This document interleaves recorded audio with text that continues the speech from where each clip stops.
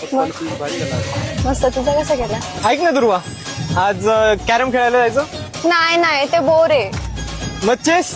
नको. मग उनो तरी खेळू. नाही. एक काम कर, बॅडमिंटन कर. बॅडमिंटन खेळायचं. हो चाल. गर्मी आएगी तो जमई में फूल साड़ में बात करेंगे जून में लेंगे लम्बा